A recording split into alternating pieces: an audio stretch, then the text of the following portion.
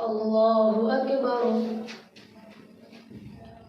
الحمد لله رب العالمين الرحمن الرحيم مالك يوم الدين.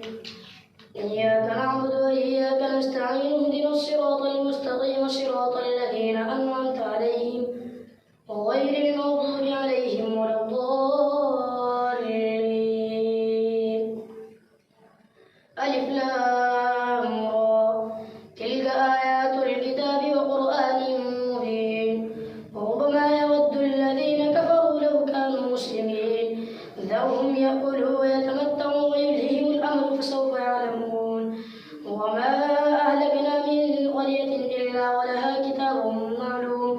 ما تسبق من أمة أجلها وما يستأخرون. وقالوا يا أيها الذي نزل عليه الذكر إنك لمجنون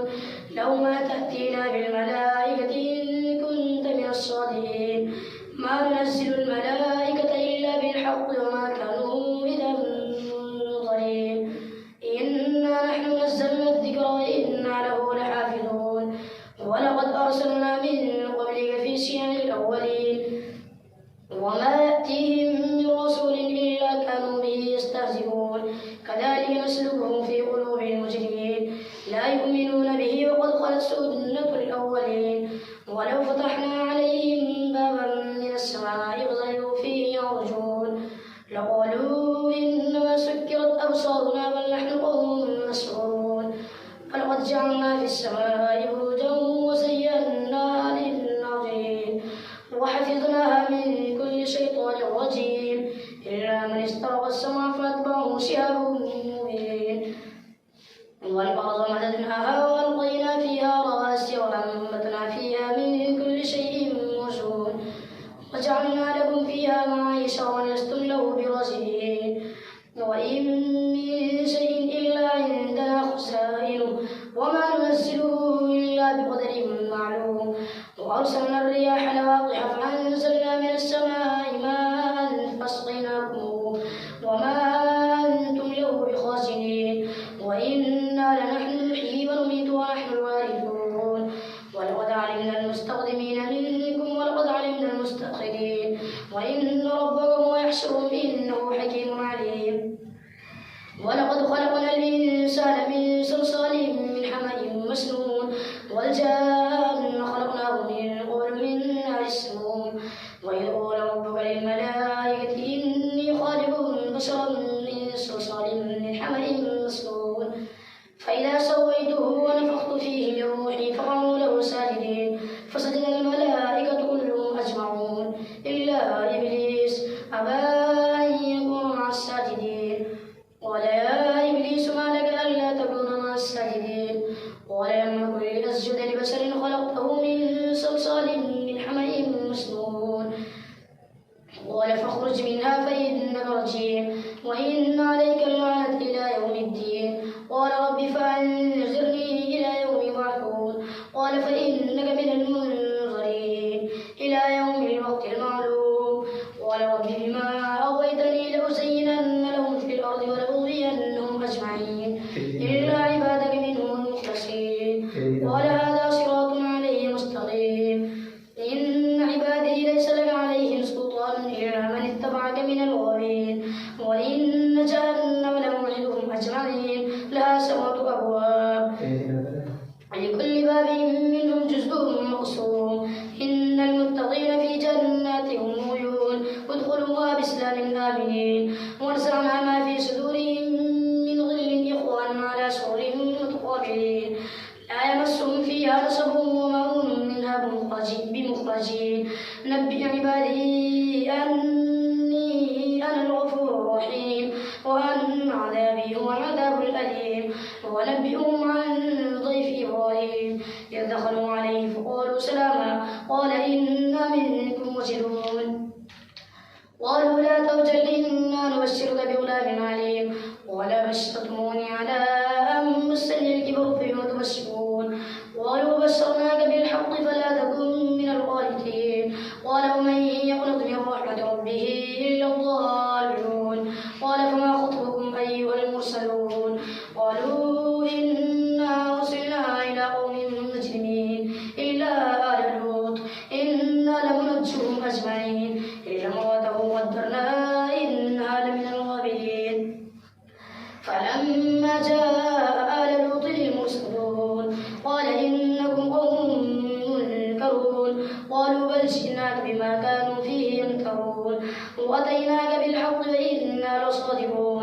وأسر بأهلك بقطع من الليل واتبع أدبارهم ولا يلتفت منكم أحد وانظروا حيث تؤمرون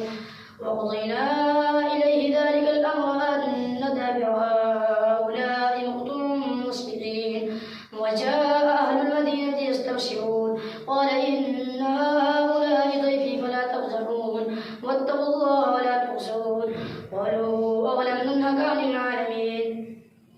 قال هؤلاء بناتي إن كنتم فاعلين لعمرك إنهم لفي سكرتهم يعمهون فأخذتهم الصيحة مشرقين فجعلنا عاليها سافلها وأمطرنا عليهم حجارة من سجيل إن في ذلك لآيات للمتوسمين وإنها لبسبيل مقيم إن في ذلك لآية للمؤمنين وإن كان أصحاب الأيكة لظالمين فانتقمنا منهم وإنهما لبإمام مبين ولقد كذب أصحاب الحجر المرسلين وآتيناهم آياتنا فكانوا عنها معرضين وكانوا ينحتون من الجبال بيوتا آمنين فأخذتهم الصيحة مصبحين فما أغنى عنهم ما كانوا يكسبون وما خلقنا السماوات والأرض وما بينهما إلا بالحق وإن الساعة لآتية فاصفح الصفح الجميل إن ربك هو الخلاق العليم ولقد آتيناك سبعا من المثاني والقرآن العظيم لا تمدن عينيك إلى ما متعنا به أزواجا منهم ولا تحزن عليهم واخفض جناحك للمؤمنين وقل إني أنا النذير المبين كما أنزلنا على المقتسمين الذين جعلوا القرآن عزين فوربك لنسألنهم أجمعين عما كانوا يعملون فاصدق بما تؤمر واعرض عن المشركين إنا كفيناك المستهزئين الذين يجعلون مع الله إلها آخر فسوف يعلمون ولقد نعلم أنك يضيق صدرك بما يقولون فسبح بحمد ربك وكن من الساجدين واعبد ربك حتى يأتيك اليقين أتى أمر الله فلا تستعجلوا سبحانه وتعالى عما يشركون ينزل الملائكة بالروح من أمره على من يشاء من عباده أن أنذروا أنه لا إله إلا أنا فاتقون خلق السماوات والأرض بالحق تعالى عما يشركون خلق الإنسان من نطفة فإذا هو خصيم مبين والأنعام خلقها لكم فيها دفء ومنافع ومنها تأكلون ولكم فيها جمال حين تريحون وحين تسرحون وتحمل أثقالكم إلى بلد لم تكونوا بالغيه إلا بشق الأنفس إن ربكم لرؤوف رحيم والخيل والبغال والحمير لتركبوها وزينة ويخلق ما لا تعلمون وعلى الله قصد السبيل ومنها جائر ولو شاء لهداكم أجمعين والذي أنزل من السماء ماء لكم منه شراب ومنه شجر فيه تسيمون ينبت لكم به الزرع والزيتون والنخيل والأعناب ومن كل الثمرات إن في ذلك لآية لقوم يتفكرون وسخر لكم الليل والنهار والشمس والقمر والنجوم مسخرات بأمره إن في ذلك لآيات لقوم يعقلون وما ترى لكم في الأرض مختلفا ألوانه إن في ذلك لآية لقوم يذكرون وهو الذي سخر البحر لتأكلوا منه لحما طريا وتستخرجوا منه حلية تلبسونها وترى الفلك مواخر فيه ولتبتغوا من فضله ولعلكم تشكرون وألقى في الأرض رواسي أن تميد بكم وأنهارا وسبلا لعلكم تهتدون وعلامات وبالنجم هم يهتدون أفمن يخلق كمن لا يخلق أفلا تذكرون وإن تعدوا نعمة الله لا تحصوها إن الله لغفور رحيم والله يعلم ما تسرون وما تعلنون والذين يدعون من دون الله لا يخلقون شيئا وهم يخلقون أموات غير أحياء وما يشعرون أيان يبعثون إلهكم إله واحد فالذين لا يؤمنون بالآخرة قلوبهم منكرة وهم مستكبرون لا جرم أن الله يعلم ما يسرون وما يعلنون إنه لا يحب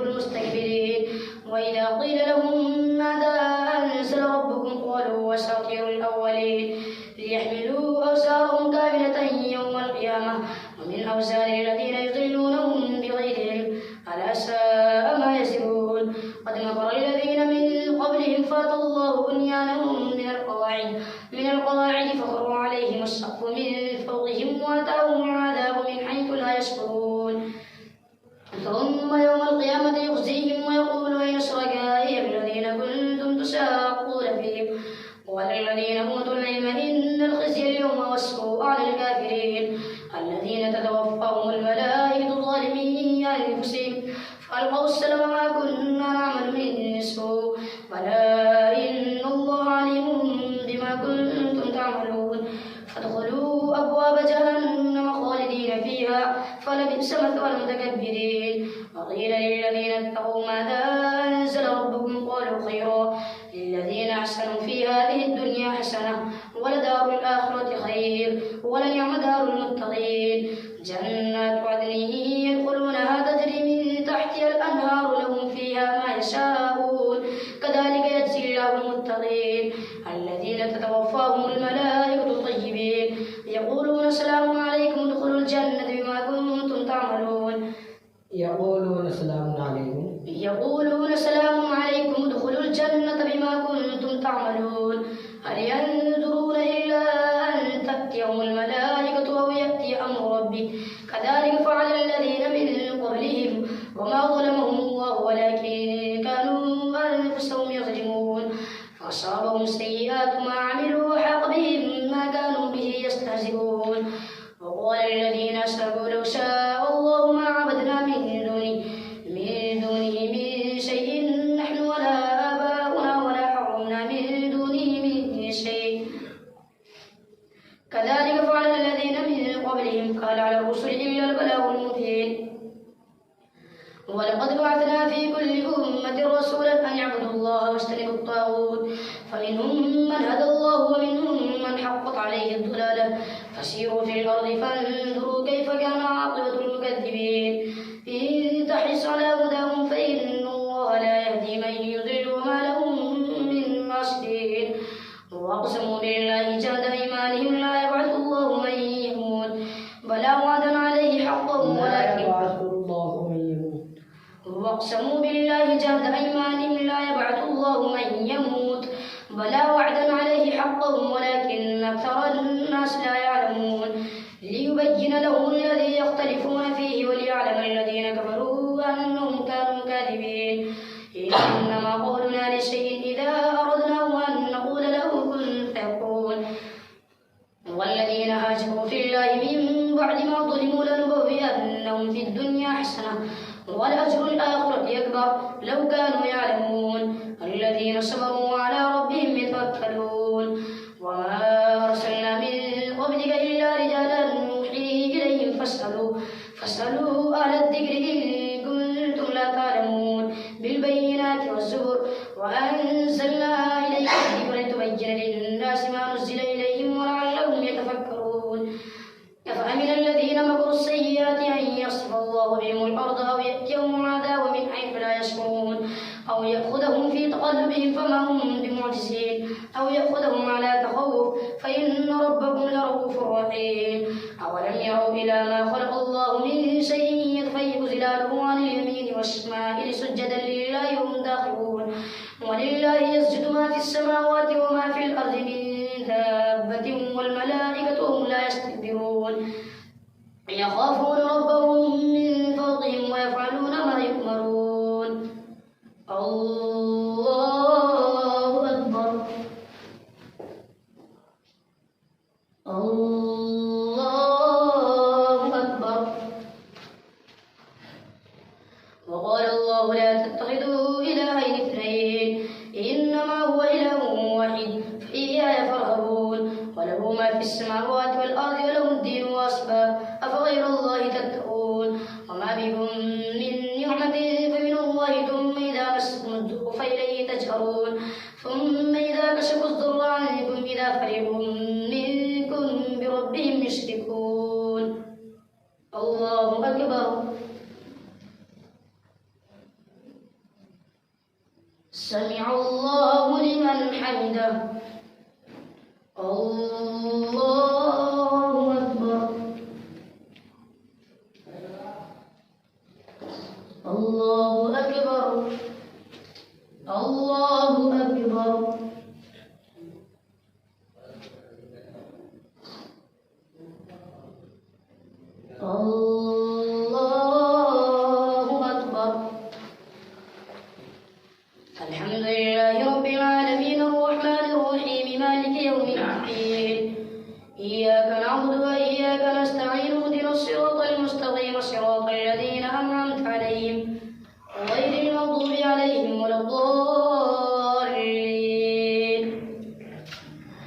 ليكفروا بما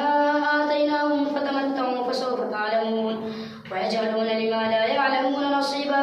مما رزقناهم تالله لتسألن عما كنتم تفترون ويجعلون لله البنات سبحانه ولهم ما يشتهون وإذا بشر أحدهم بالأنثى ظل وجهه مسودا وهو كظيم يتوارى من القوم من سوء ما بشر به أيمسكه على هون أم يدسه في التراب ألا ساء ما يحكمون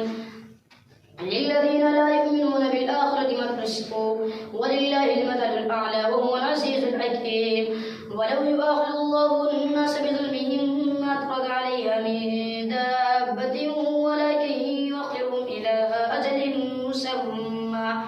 فإذا جاء أجلهم لا يستأخرون ساعة ولا يستقدمون ويجعلون لله ما يكرهون وتصف ألسنتهم الكذب أن لهم الحسنى لا جرم أن لهم النار وأنهم مفرطون تالله لقد أرسلنا إلى أمم من قبلك فزين لهم الشيطان أعمالهم فهو وليهم اليوم ولهم عذاب أليم وما أنزلنا عليك الكتاب إلا لتبين لهم الذي اختلفوا فيه وهدى ورحمة لقوم يؤمنون والله أنزل من السماء ماء فأحيا به الأرض بعد موتها إن في ذلك لآية لقوم يسمعون وإن لكم في الأنعام لعبرة نسقيكم مما في بطونه من بين فرث ودم لبنا خالصا سائغا للشاربين ومن ثمرات النخيل والأعناب تتخذون منه سكرا ورزقا حسنا إن في ذلك لآية لقوم يعقلون وأوحى ربك إلى النحل أن اتخذي من الجبال بيوتا ومن الشجر ومما يعرشون ثم كلي من كل الثمرات فاسلكي سبل ربك ذللا يخرج من بطونها شراب مختلف ألوانه فيه شفاء للناس إن في ذلك لآية لقوم يتفكرون والله خلقكم ثم يتوفاكم ومنكم من يرد إلى أرض العمر لكي لا يعلم بعد علم شيئا والله عليم قدير والله فضل بعضكم على بعض والله خلقكم ثم يتوفاكم ومنكم من يرد إلى أرض العمر لكي لا يعلم بعد علم شيئا والله عليم قدير إن الله عليم قدير والله فضل بعضكم على بعض في الرزق فما الذين فضلوا براد رزقهم على ما ملكت أيمانهم فهم فيه سواء أفبنعمة الله يجحدون والله جعل لكم من أنفسكم أزواجا وجعل لكم من أزواجكم بنين وحفدة ورزقكم من الطيبات أفبالباطل يؤمنون وبنعمة الله هم يكفرون ويعبدون من دون الله ما لا يملك لهم رزقا من السماوات والأرض شيئا ولا يستطيعون فلا تضربوا لله الأمثال إن الله يعلم وأنتم لا تعلمون ضرب الله مثلا عبدا مملوكا لا يقدر على شيء ومن رزقناه منا رزقا حسنا فهو ينفق منه سرا وجهرا هل يستوون الحمد لله بل أكثرهم لا يعلمون وضرب الله مثلا رجلين أحدهما أبكم لا يقدر على شيء وهو كل على مولاه أينما يوجهه لا يأتي بخير هل يستوي هو ومن يأمر بالعدل وهو على صراط مستقيم ولله غيب السماوات والأرض وما أمر الساعة إلا كلمح البصر أو هو أقرب إن الله على كل شيء قدير والله أخرجكم من بطون أمهاتكم لا تعلمون شيئا وجعل لكم السمع والأبصار والأفئدة لعلكم تشكرون ألم يروا إلى الطير مسخرات في جو السماء ما يمسكهن إلا الله إن في ذلك لآيات لقوم يؤمنون والله جعل لكم من بيوتكم سكنا وجعل لكم من جلود الأنعام بيوتا تستخفونها يوم ضعنكم ويوم إقامتكم ومن أصوافها وأوبارها وأشعارها أثاثا ومتاعا إلى حين والله جعل لكم مما خلق ظلالا وجعل لكم من الجبال أكنانا وجعل لكم سرابيل تقيكم الحر وسرابيل تقيكم بأسكم كذلك فإن تولوا فإنما عليك البلاغ المبين يعرفون نعمة الله ثم ينكرونها وأكثرهم الكافرون ويوم نبعث من كل أمة شهيدا ثم لا يؤذن للذين كفروا ولا هم يستعتبون وإذا رأى الذين ظلموا العذاب فلا يخفف عنهم ولا هم ينذرون وإذا رأى الذين أشركوا شركاءهم قالوا ربنا هؤلاء شركاؤنا الذين كنا ندعو من دونك فألقوا إليهم القول إنكم لكاذبون وألقوا إلى الله يومئذ السلم وضل عنهم ما كانوا يفترون الذين كفروا وصدوا عن سبيل الله زدناهم عذابا فوق العذاب بما كانوا يفسدون ويوم نبعث في كل أمة الذين كفروا وصدوا عن سبيل الله زدناهم عذابا فوق العذاب بما كانوا يفسدون ويوم نبعث في كل أمة شهيدا عليهم من أنفسهم وجئنا بك شهيدا على هؤلاء ونزلنا عليك الكتاب تبيانا لكل شيء وهدى ورحمة وبشرى للمسلمين إن الله يأمر بالعدل والإحسان وإيتاء ذي القربى وينهى عن الفحشاء والمنكر والبغي يعظكم لعلكم تذكرون وأوفوا بعهد الله إذا عاهدتم ولا تنقضوا الأيمان بعد توكيدها وقد جعلتم الله عليكم كفيلا إن الله يعلم ما تفعلون ولا تكونوا كالتي نقضت غزلها من بعد قوة أنكاثا تتخذون أيمانكم دخلا بينكم أن تكون أمة هي أربى من أمة إنما يبلوكم الله به وليبينن لكم يوم القيامة ما كنتم فيه تختلفون ولو شاء الله لجعلكم أمة واحدة ولكن يضل من يشاء ويهدي من يشاء ولتسألن عما كنتم تعملون ولا تتخذوا أيمانكم دخلا بينكم فتزل الأقدام بعد ثبوتها وتذوقوا السوء بما صددتم عن سبيل الله ولكم عذاب عظيم ولا تشتروا بعهد الله ثمنا قليلا إنما عند الله هو خير لكم إن كنتم تعلمون ما عندكم ينفد وما عند الله باق ولنجزين الذين صبروا أجرهم بأحسن ما كانوا يعملون من عمل صالحا من ذكر أو أنثى وهو مؤمن فلنحيينه حياة طيبة ولنجزينهم أجرهم بأحسن ما كانوا يعملون فإذا قرأت القرآن فاستعذ بالله من الشيطان الرجيم إنه ليس له سلطان على الذين آمنوا وعلى ربهم يتوكلون إنما سلطانه على الذين يتولونه والذين هم به مشركون وإذا بدلنا آية مكان آية والله أعلم بما ينزل قالوا إنما آية مفترى بل أكثرهم لا يعلمون ونزله روح القدس من ربك بالحق ليثبت الذين آمنوا وهدى وبشرى للمسلمين ولقد نعلم أنهم يقولون إنما يعلمه بشر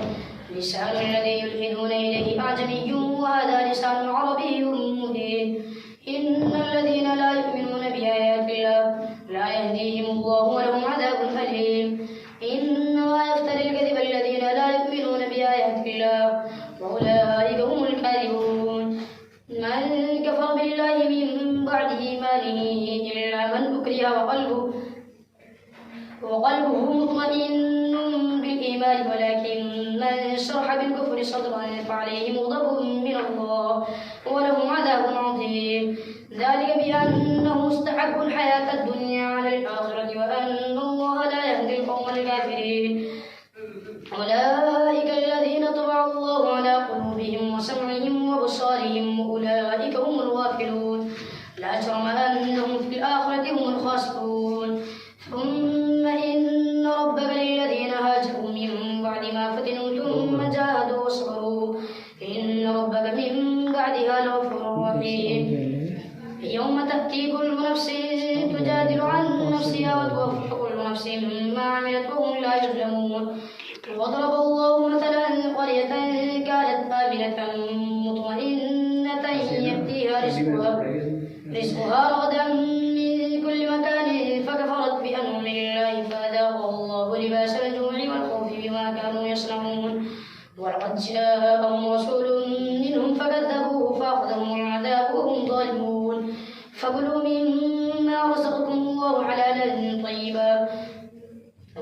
واذكروا نعمة الله إن كنتم إياه تعبدون إنما حرم عليكم الميتة والدم ولحم الخنزير وما أهل لغير الله به فمن اضطر غير باغ ولا عاد فإن الله غفور رحيم ولا تقولوا لما تصف ألسنتكم الكذب هذا حلال وهذا حرام لتفتروا على الله الكذب إن الذين يفترون على الله الكذب لا يفلحون متاع قليل ولهم عذاب أليم وعلى الذين هادوا حرمنا ما قصصنا عليك من قبل وما ظلمناهم ولكن كانوا أنفسهم يظلمون ثم إن ربك للذين عملوا السوء بجهالة ثم تابوا من بعد ذلك وأصلحوا إن ربك من بعدها لغفور رحيم إن إبراهيم كان أمة قانتا لله حنيفا ولم يكن من المشركين شاكرا لأنعمه اجتباه وهداه إلى صراط مستقيم وآتيناه في الدنيا حسنة وإنه في الآخرة لمن الصالحين ثم أوحينا إليك أن اتبع ملة إبراهيم حنيفا وما كان من المشركين إنما جعل السبت على الذين اختلفوا فيه وإن ربك ليحكم بينهم يوم القيامة فيما كانوا فيه يختلفون ادع إلى سبيل ربك بالحكمة والموعظة الحسنة وجادلهم بالتي هي أحسن إن ربك هو أعلم بمن ضل عن سبيله وهو أعلم بالمهتدين وإن عاقبتم فعاقبوا بمثل ما عوقبتم به ولئن صبرتم لهو خير للصابرين واصبروا وما صبرك إلا بالله ولا تحزن عليهم ولا تك في ضيق مما يمكرون إن الله مع الذين اتقوا والذين هم محسنون الله أكبر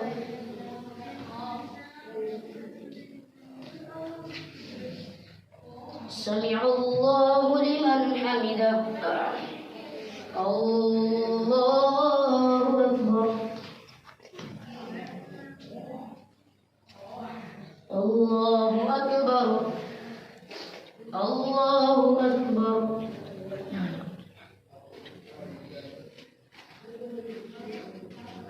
الله أكبر